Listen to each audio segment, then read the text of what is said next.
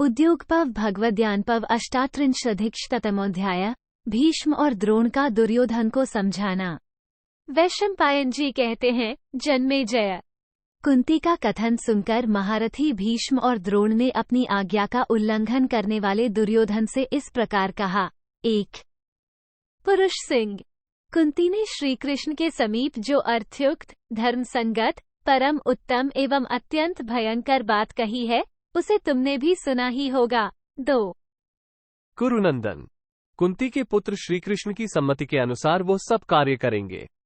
अब राज्य लिए बिना वे कदापि शांत नहीं रह सकते। 3 तुमने द्यूत क्रीड़ा के समय धर्म के बंधन में बंधे हुए पांडवों को तथा कौरव सभा में द्रौपदी को भी भारी क्लेश पहुंचाया था, किंतु उन्होंने तुम्हारा वो सब अपराध चुपचाप सह लिया। 4 अब अस्त्र विद्या में पारंगत अर्जुन और युद्ध का दृढ़ निश्चय रखने वाले भीमसेन को पाकर गांडीव धनुष, अक्षय बाणों से भरे हुए 2 तरकस, दिव्य रथ और ध्वज को हस्तगत करके बल और पराक्रम से संपन्न नकुल और सहदेव को युद्ध के लिए उद्यत देखकर तथा भगवान श्री कृष्ण को भी अपनी सहायता के रूप में पाकर युधिष्ठिर तुम्हारे पूर्व अपराधों को क्षमा नहीं करेंगे। 5-6 महाबाहो, थोड़े ही दिनों पहले की बात है। परम बुद्धिमान अर्जुन ने विराटनगर के युद्ध में हम सब लोगों को परास्त कर दिया था और वो सब घटना तुम्हारी आंखों के सामने घटित हुई थी। 7 कपिध्वज अर्जुन ने युद्ध में भयंकर कर्म करने वाले निवात कवच नामक दानवों को रुद्रदेवता संबंधी पाशुपत अस्त्र लेकर दग्ध कर डाला था। 8 घोषयात्रा के समय ये कर्ण आदि योद्धा तुम्हारे साथ थे। तुम स्वयं भी रथ और कवच आदि से संपन्न थे, तथापि अर्जुन ने ही तुम्हें गंधर्वों के हाथ से छुड़ाया था। उनकी शक्ति को समझने के लिए यही उदाहरण पर्याप्त होगा।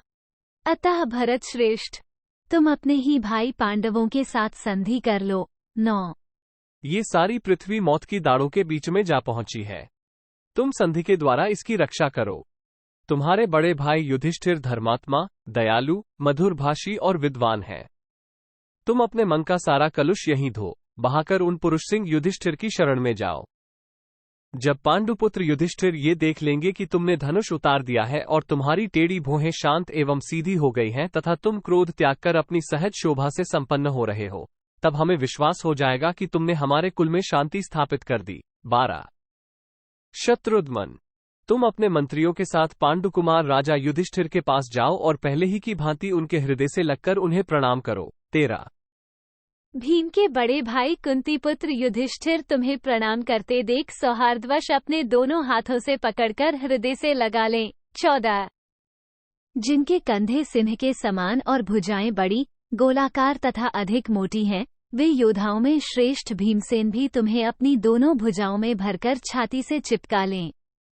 शंख के समान ग्रीवा और कमल सदृश नेत्रों वाले निद्रा विजयी कुंतीपुत्र धनंजय तुम्हें हाथ जोड़कर प्रणाम करें। 16 इस भूतल पर जिनके रूप की कहीं तुलना नहीं है, वे अश्विनी कुमारों के पुत्र नरश्रेष्ठ नकुल, सहदेव तुम्हारे प्रति गुरुजनोचित प्रेम और आदर का भाव लेकर तुम्हारी सेवा में उपस्थित हों। 17 भूपाल।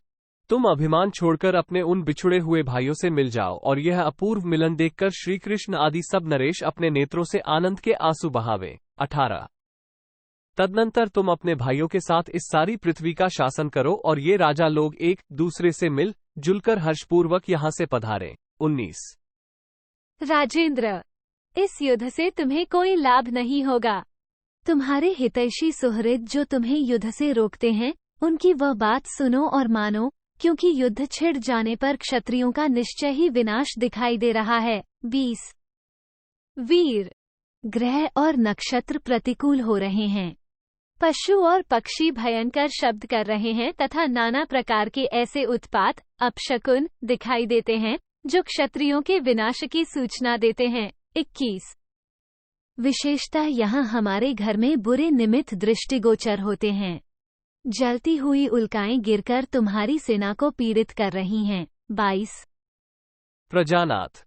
हमारे सारे वाहन अप्रसन्न एवं रोते से दिखाई देते हैं। गीध तुम्हारी सेनाओं को चारों ओर से घेरकर बैठते हैं। 23 इस नगर तथा राजभवन की शोभा अब पहले जैसी नहीं रही।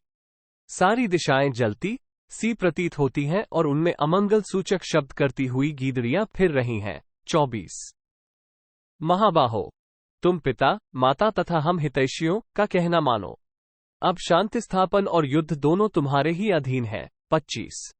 शत्रुसूदन, यदि तुम सुहृदों की बातें नहीं मानोगे तो अपनी सेना को अर्जुन के बाणों से अत्यंत पीड़ित होती देखकर पछताओगे। 26। यदि हमारी ये बातें तुम्हें विपरीत जान पड़ती हैं तो जिस समय युद्ध में गर्जना करने वाले महाबली भीमसेन का विकट सिंहनाद और अर्जुन के गांडीव धनुष की टंकार सुनोगे, उस समय तुम्हें ये बातें याद आएंगी। 27।